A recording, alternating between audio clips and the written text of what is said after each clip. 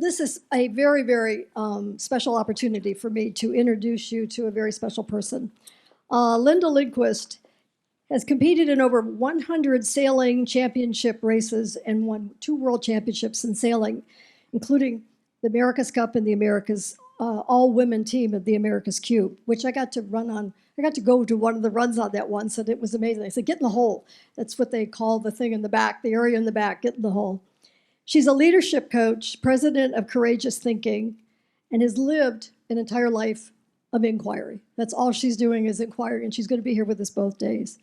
She also created the Rising Tides Leadership Institute, where success and high-performance team sharing can change what women can think is possible in male-dominated fields.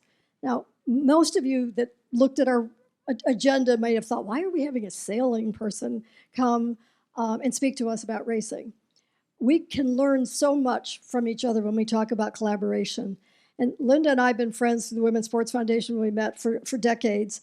And we have been collaborating and talking about this impact that can be, and the things that we all have in common. It's male-dominated, yes, but the technology, the teamwork, the difficulties, the funding, it's a very expensive sport. So there's so much there that we can learn from. And I'm so, so proud and pleased to be able to call her one of my best friends, to call her somebody that is truly aligned in the mission to empower women and to give women access and opportunities so that we can change the world. So I'm welcome Linda Lindquist-Bishop. Thank you very much.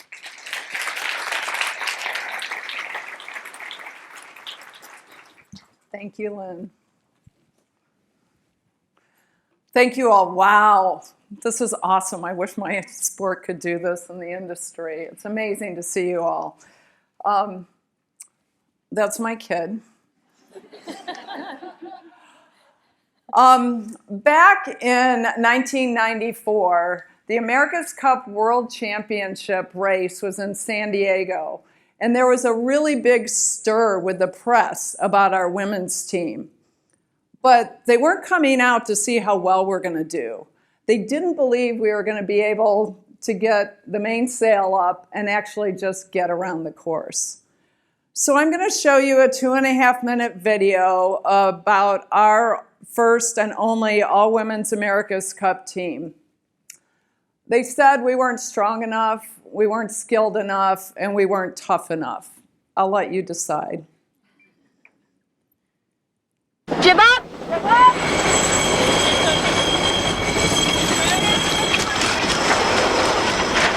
That's on! Pop!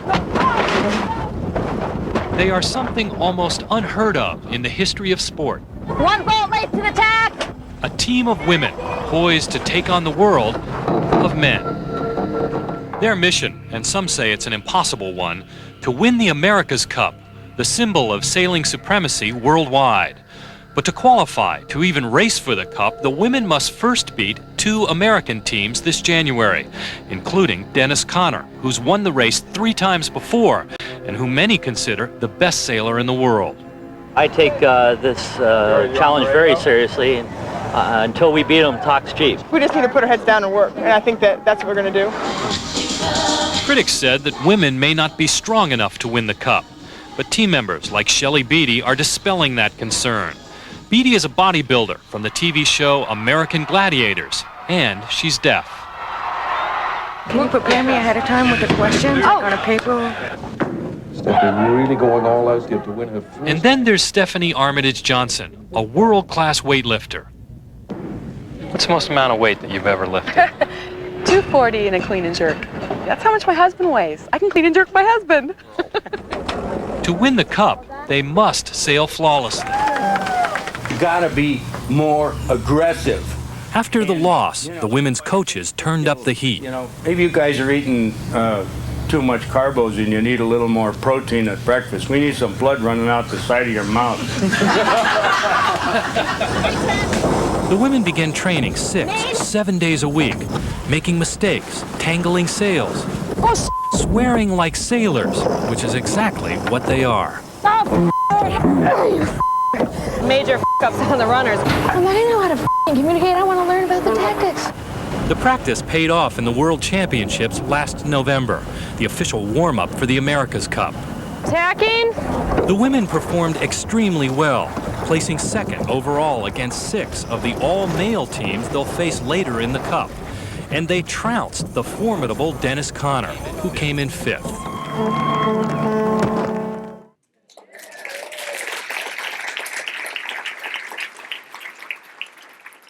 Well, the road to women's elite sailing has been bumpy at best, filled with obstacles and roadblocks.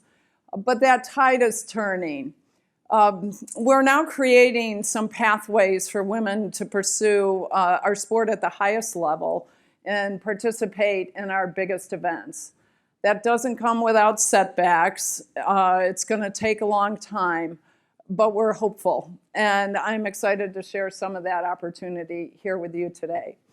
One thing that really struck me is that for years, young girls have been coming up to myself and my teammates and saying, how do I get where you are? I want to be like you. I want to get to do what you do. And I'm sure there are many, many women in this room have had that same question asked to them time and time again. And it's always been very frustrating for me because I didn't have an answer. My path was not reproducible. It was very unconventional. So part of this is, how do we create the path? Well, mine started back in a very bucolic lake in northern Michigan. This is my father, my first sail. I still have that little red and white life jacket. It's in the cupboard in the closet on the porch in our cottage. And once in a while I bring it out and it really grounds me where everything started. And I used to think this was a really sweet picture, but a while ago it hit me that there's something more important in this picture because it's a picture of legacy. My father's sailing adventures didn't leave much of our little lake, but the love he gave me for sailing and that he had sent me around the world. This is what sailing looked like for me for years, just sailing around our little lake. I crewed for my brother, then he got big, so he crewed for me. We sailed together, we tipped over, we yelled at each other, and we won. And I became sailing master of our little yacht club, and it was just an awesome summer job.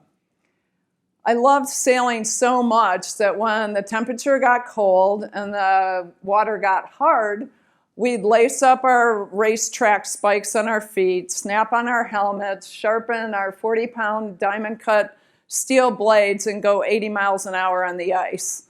The top picture there with all the boats in it, we actually call that the pit. That's where we set up our boats, where we come back in from racing.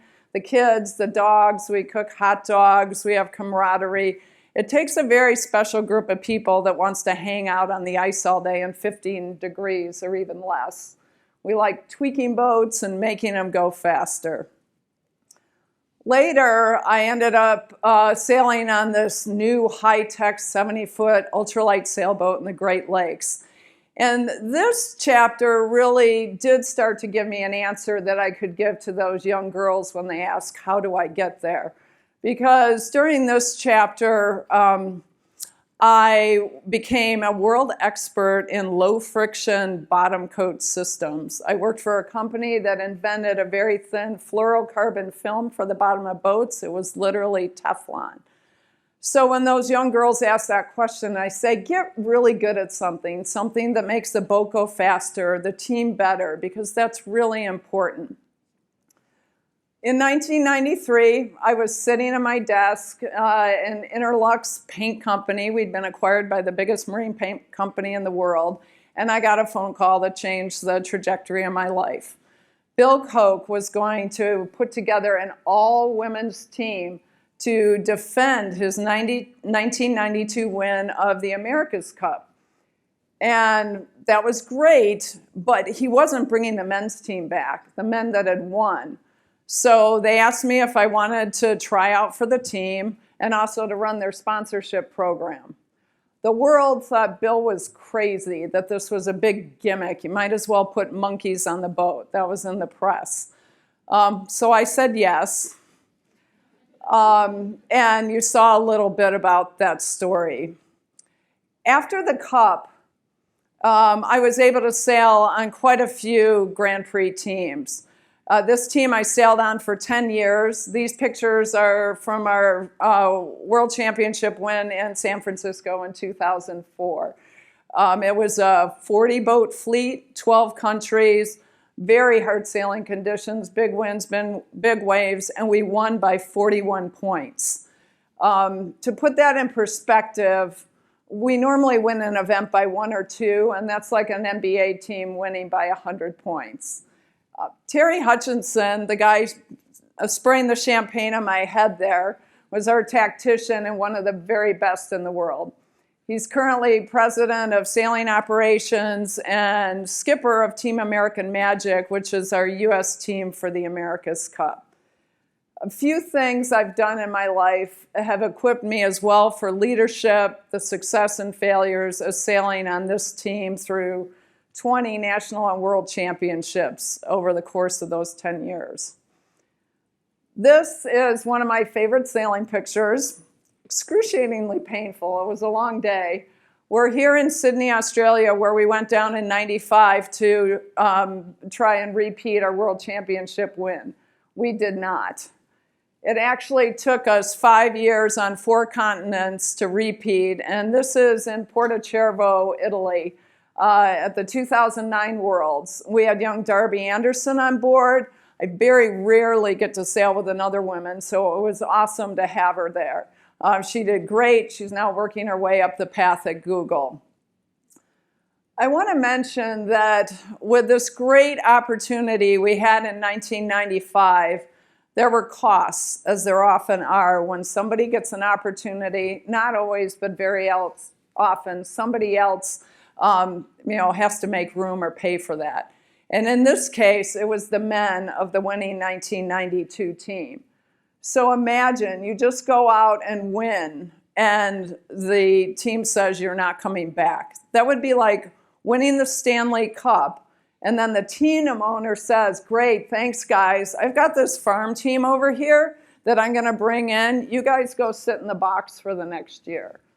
These guys really struggled with that, and I don't blame them. That said, many of them became our coaches and mentors in '95, and I was actually looking through this picture, and a lot of them I have sailed with over the last 25 years on other teams.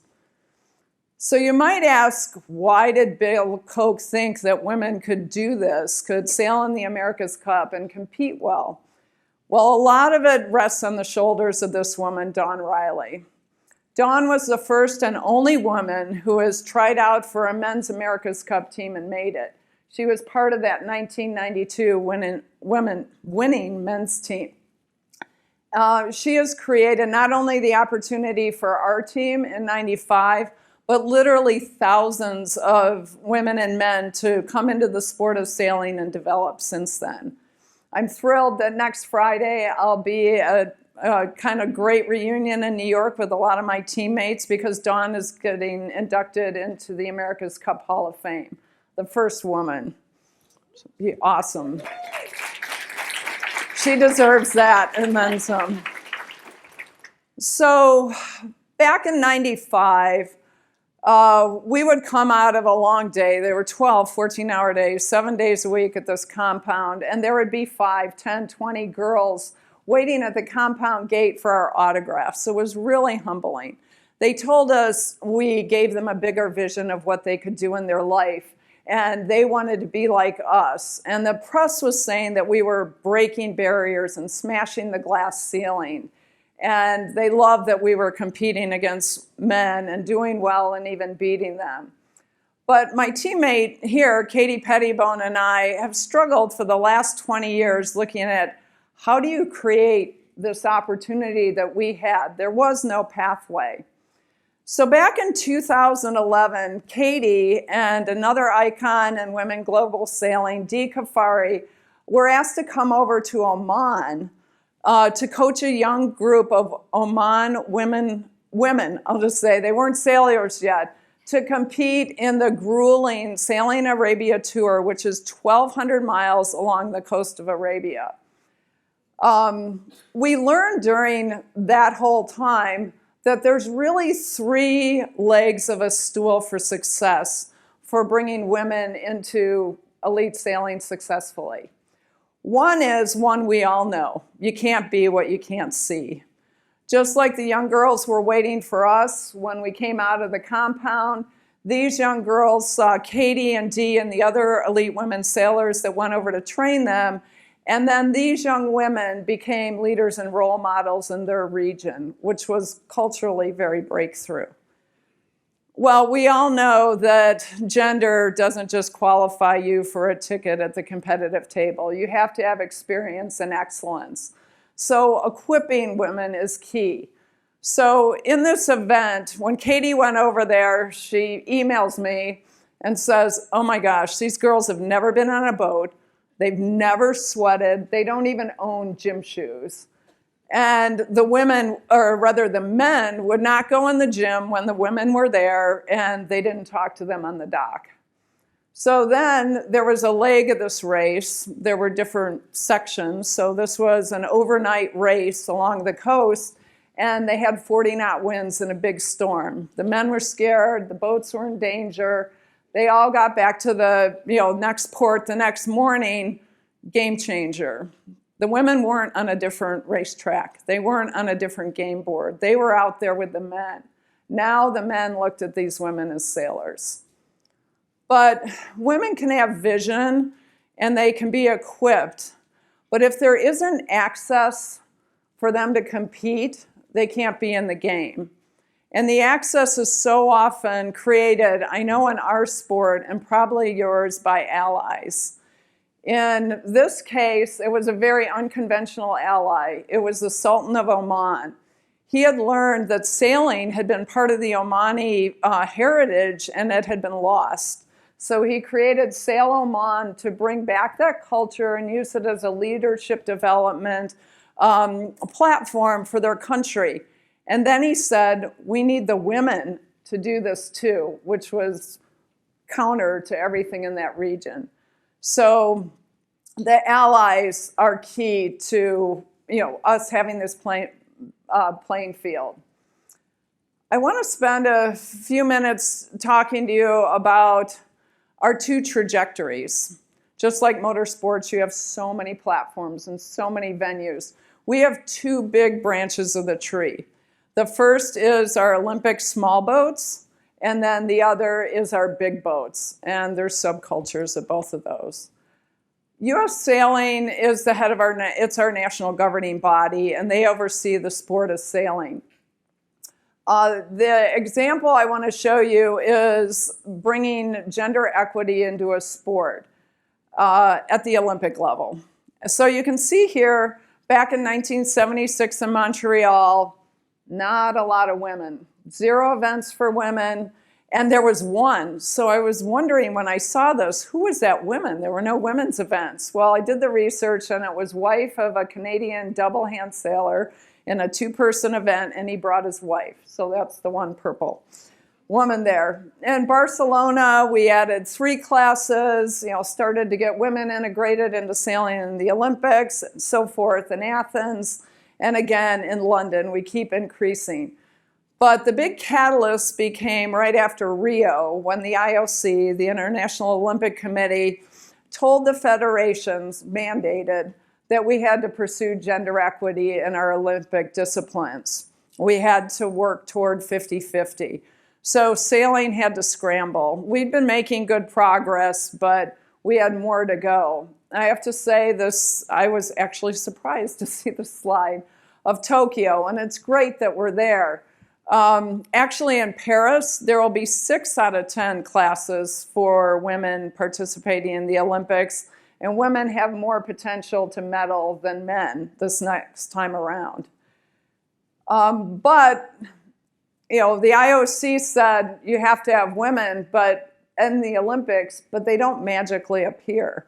So now we had a problem. These are long development pathways. How do we develop women? Traditionally, we came from sailing families, and we came from learning sailing school at very non-inclusive yacht clubs. we had to develop a different way. And so we're starting to work on community sailing programs. There are already many in the country, but now we're looking at them as part of our development pathway, high school and college. We know there's a lot of diverse, amazing talent in this country that we haven't tapped, and that's what we have to work on. The other side of the tree is the one that I pursued, is the big boat discipline. This is big boats, big teams, different challenges and opportunities. The Volvo Ocean Race back in 2016 actually took this on, and they incentivized teams to take women around the world. They said, if you have 8 men, great, go. But if you had a woman, you'll get another person on your boat. And if you have 2 women, you can have 10. Well, racing 33,000 miles around the world over 9 months is grueling. There are many other words to describe that. Dodging icebergs, everything that happens. So having 2 more competent people on board was a huge part of performance increases. Needless to say, all the teams had 1 or 2 women. So this one act quadrupled the amount of women in one event that had ever sailed in this event offshore. Nationally, 4 years ago, we created the IC-37 class. In their rules, they mandated 1 person of opposite gender. Not exactly a barnstorming game changer, but it's made a difference. The team I sail on, we sail with 5 women. We win a lot of races. We finished 2nd in this year's whole season. And it shows people that women aren't a liability. They actually are a huge asset. On this team, I get to sail with 2 of my America's Cup teammates and a mom who has a 4-month-old who's now our team mascot. And I love that my women's teammates, this is Ellie, she's 11, and the others just assume they're going to do what we do, and that they're going to go much farther than we ever got to go. And we had the best cheering section that day when Lynn came down to the dock. So thank you, Lynn. Then enters Sail GP. Sir Russell Coutts and Larry Ellison created this in 2018. Russell is CEO of Sail GP, an Olympic gold medal, and has actually won 5 America's Cups. Larry is Oracle. So Larry and Russell got together and created what's now our Grand Prix professional circuit, global circuit. They won 2 America's Cups together in 2010 and 2013. And this year, we're on our 3rd season. We're halfway through.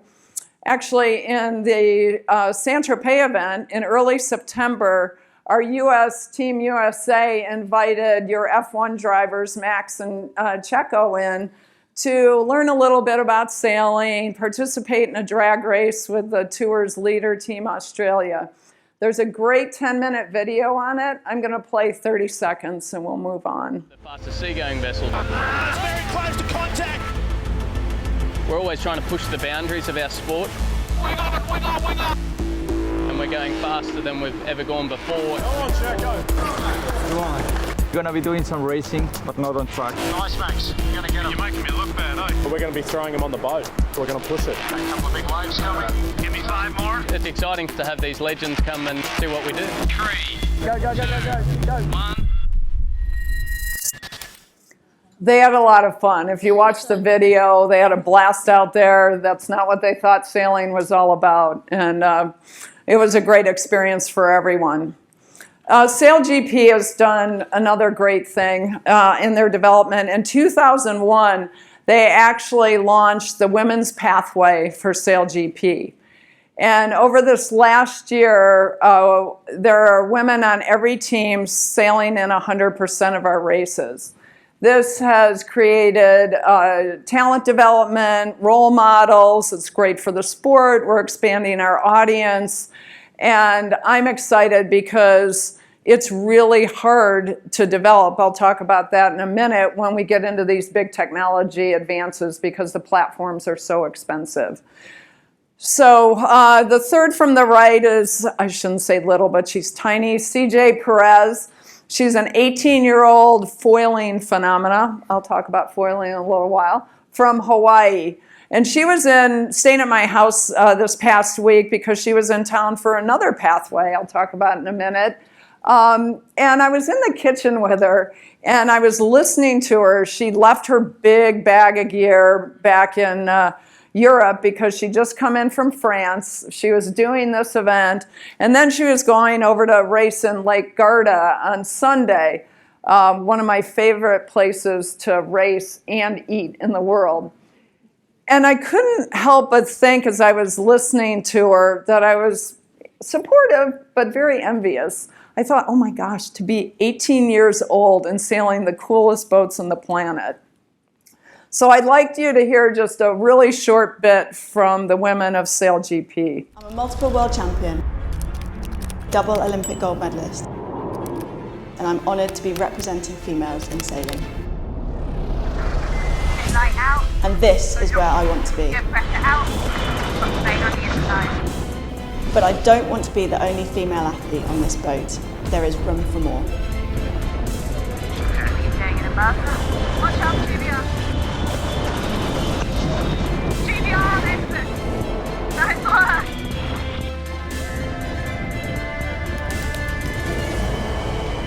That's awesome.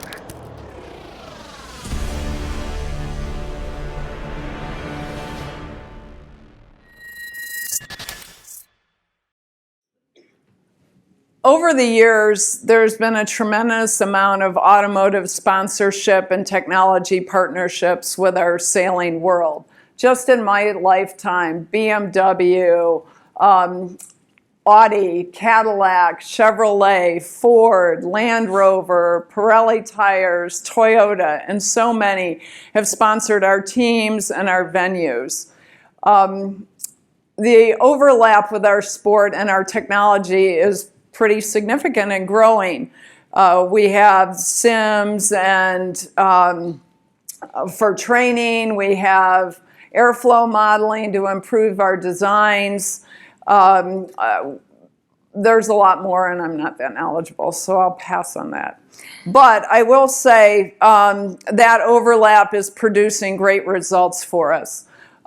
This year, actually, last America's Cup, Roger Penske was one of the 3 founders of our U.S. America's Cup team, bringing the Penske team racing knowledge into our sport. And this year we have 2 F1 teams paired with 2 teams. Mercedes-AMG is partnered with Ineos Britannia, the UK team, and Red Bull Racing is partnered with Alinghi, the Swiss team. So back in 1995, this big-looking bulb that looks like a wrecking ball was actually really high technology. That thing and the little wings that were on it actually broke the longest winning streak in sports history. 132 years the U.S. had the America's Cup. Australia put these little wings on that bulb, and it gave it lift, and they kicked our butts and took the cup down to Australia, to Perth. So the reveal of the keel actually used to be a big media event. You say, ooh, wow, that's pretty inspiring. But I realized that, and since the women's team was such a big media phenomena, I asked the yard guys to put our logos on the keel, so when the big reveal happened, lots of flash bulbs and sponsors got lots of exposure. And just a little technical insight, these bulbs weigh over 40,000 pounds. And every day our shore crew would change those little wings now that we were all testing out, all different shapes and configurations. And then we'd put a little lipstick-like camera in the lead keel, epoxy it over, and the gurus, our MIT design guys, would look at the water flow after our testing day of practice. So as I finish up here, I want to take you through a very quick technology advancement tour of the America's Cup.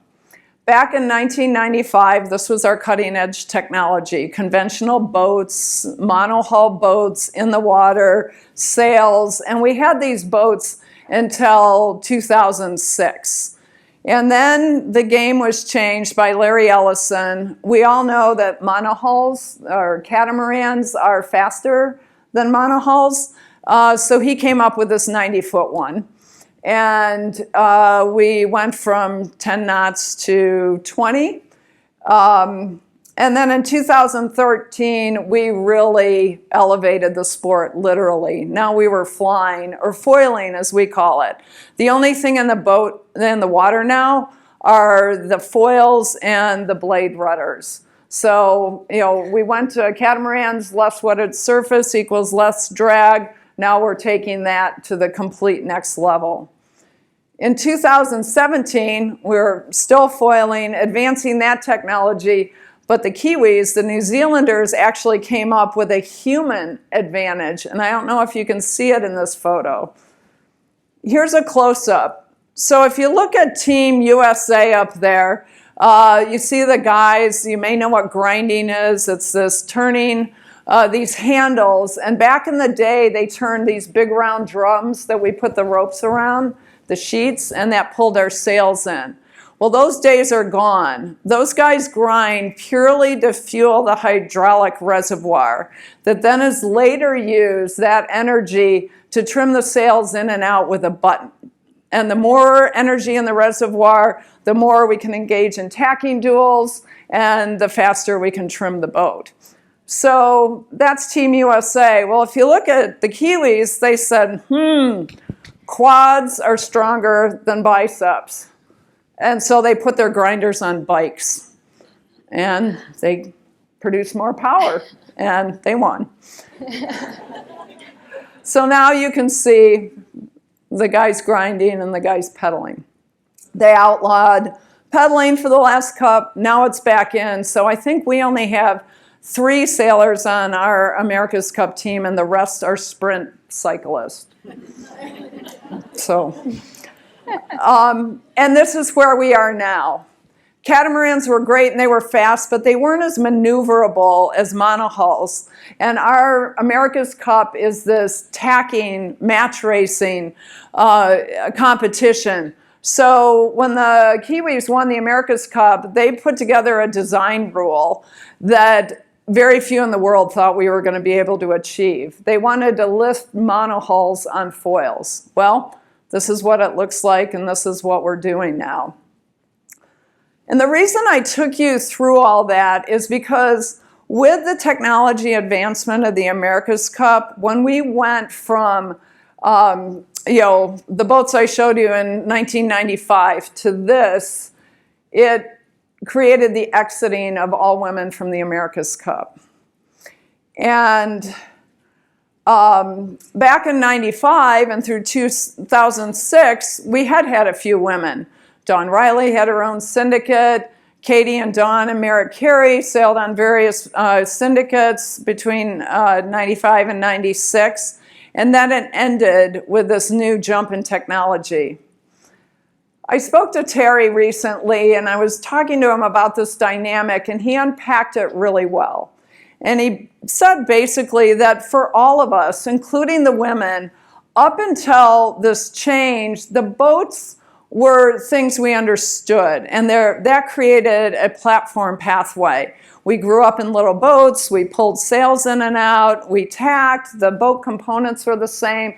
So even though they were bigger and more high-tech in the America's Cup, we knew them.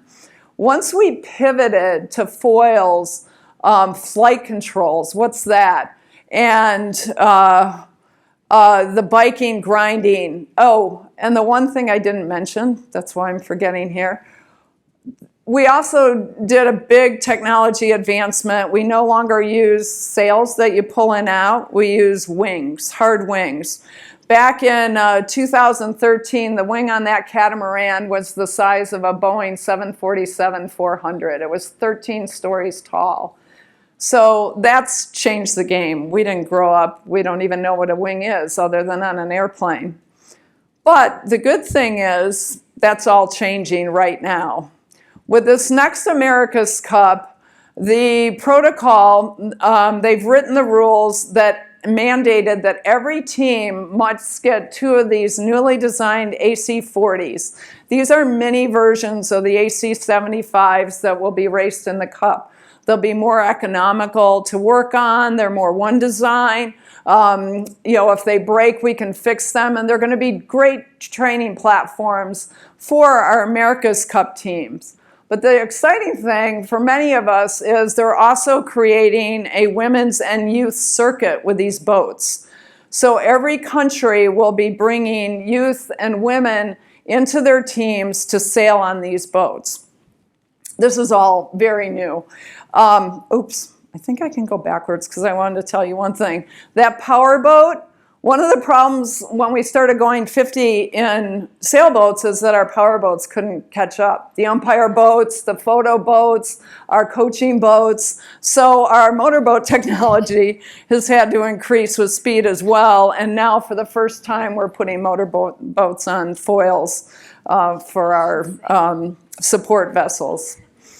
So last week in Newport, the reason CJ and some of her peers were in town was to participate in a training clinic and competition. We brought in 25 of the best young male and female foilers, so they sail small boats on foils, to come in and start learning on these new 69Fs. These are a great training platform, and what these will do, we'll be able to train them and then select the group of men and young men and women that will be part of our America's Cup team on the AC-40s. So we're very excited about this. It's a whole new world. Yeah, I kind of want to be able to do that. So cool. So with all this, we're building the future.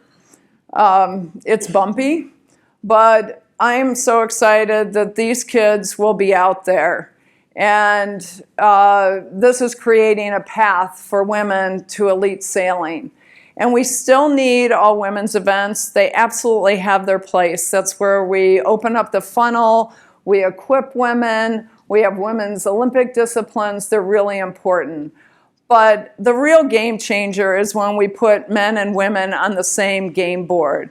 And the world sees that. And they see that women can, that women are, that they're leading, they're competing, they're developing. And with this, we change our sport and what people think in the world is possible. So when women can see, when they can have the role models, when we equip them like we're doing with our new fledgling pathways, and when the allies show up and create opportunity, then we can move forward. And then women win, our industries win, and the world wins. Thank you all very much for being here. Linda, I see we have a couple of minutes. I do have 2 quick questions for you, Linda. First, back to the photo where the sailboat was, the foiling, it was off the ground. How was that? How high was that? I got where you were going. Yeah, that's tricky, and that's where this discipline no one knows how to do called a flight control comes in. They're the name of the game because they can get very high up in the water, and if you search American Magic, America's Cup crash, you'll see we lost control, flew literally a story and a half out of the water, crashed the boat and broke it in New Zealand. And the trick is, though, that you want the boat high enough out of the water, but just, because there's an aerodynamic flow. We don't want all that blockage up there. But if you get it too low, you can hit the waves and crash. But this is an all or nothing thing now, because when you're foiling, you're going 50. When you go on the water, you're going 8. And this happens during America's Cup races. So learning how to get these boats back up on their foils. And in light wind condition, it gets really dicey because it's hard to keep them up there. And then lastly, one quick question, and I've asked Lynn this in relation to women in motorsports. For women in sailing, when will you be satisfied?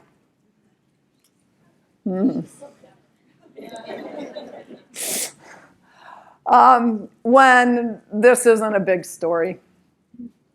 I mean, I always say that with women. It's like, oh, does this have to be great that we're the only women or the first women or that we actually got a woman on the boat? You know, let's go sail with 5 on only 4 guys, and that's just the norm. Thank you. Thank you. Thank you. Thank you. So a lot of technology, a lot of stuff that, you know, for somebody who doesn't know how to swim, it's kind of a relationship that I don't relate to. But boy, do I relate to incentives. I mean, the incentives that sailing did that made a difference, the pathways, you know, the allies and the leadership, which leads directly to our, you know, later panel on allies. And that it's men and women working together, the leadership and all that. That is the outcome that makes the difference and makes it, you know, a game changer and makes it, you know, just makes it right. So, and it's so wonderful. Dawn Riley, she, you know, I mean, I love Linda, and we see each other. And then Dawn Riley, just so you know, is a former president of the Women's Sports Foundation and has been part of the women in motorsports world because I roped her in too. So she's been with us. So it was great to see Dawn, who is being inducted into the Hall of Fame. Thank you. You're welcome. Thank you. Thank you all. It's great to be here. Thank you.